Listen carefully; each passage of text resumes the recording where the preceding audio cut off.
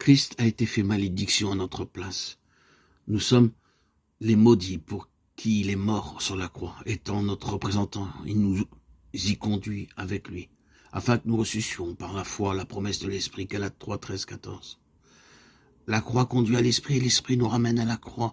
C'est uniquement par la mort de Christ que l'âme peut recevoir l'Esprit, et c'est seulement par le Saint-Esprit ainsi reçu que le croyant peut s'unir de façon vivante à la mort de Christ. Alors, il a la pleine assurance que le Seigneur ressuscité demeure en lui. Alors, vraiment, il peut dire avec toute certitude, je suis crucifié avec Christ et Christ vit en moi.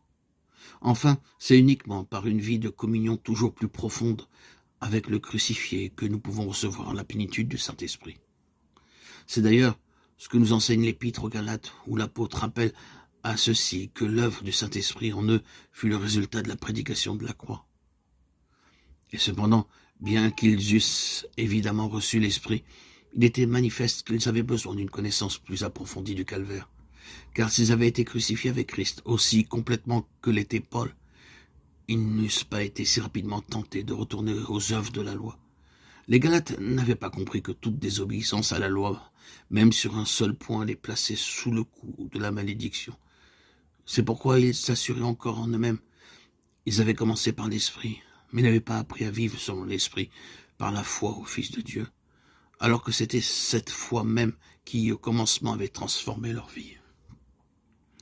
Les exhortations de l'apôtre aux Galates sont toujours actuelles. Les enfants de Dieu ont, aujourd'hui comme autrefois, besoin de les entendre.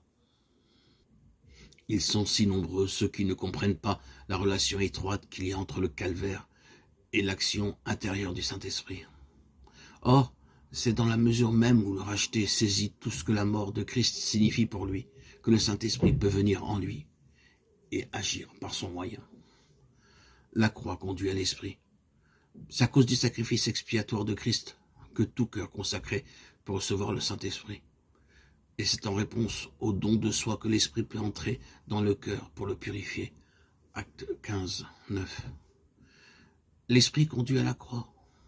Quelle démonstration nous en avons dans la vie du Seigneur.